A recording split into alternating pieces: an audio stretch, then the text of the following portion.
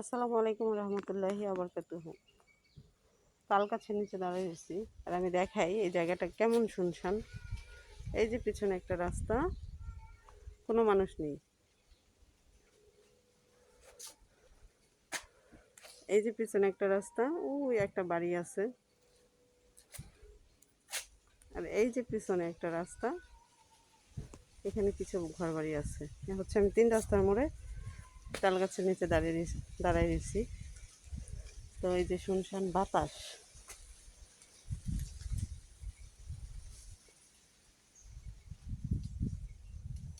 এমন এমন নৈসর্গিক প্রাকৃতিক পরিবেশে থাকতে কার না ভালো লাগে। ভালোই লাগছে। এখন এখানে আসলে প্রাণ ভরে নিঃশ্বাস নেওয়া যায়। কোনো শব্দ নাই, যানবাহনের কোলাহল নাই, মানুষজনের চিৎকার চেঁচামেচি নাই, শুধু আছে পাখির ডাক, বাতাস। তো এই এই পরিবেশটাতেই আছি।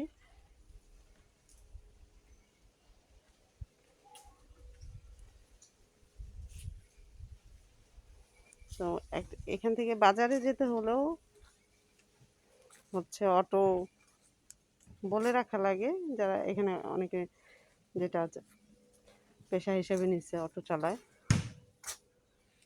আর নয়তো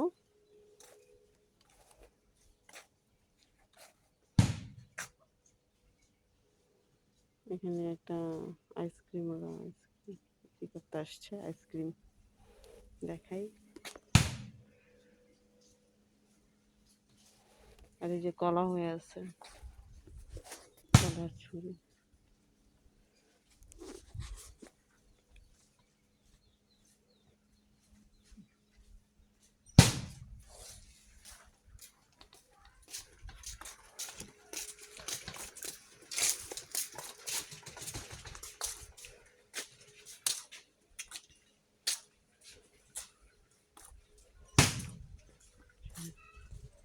ওই যে একটা লোক আসতেছে, মানে এলাকার লোকজন তেমন নেই। যে আইসক্রিম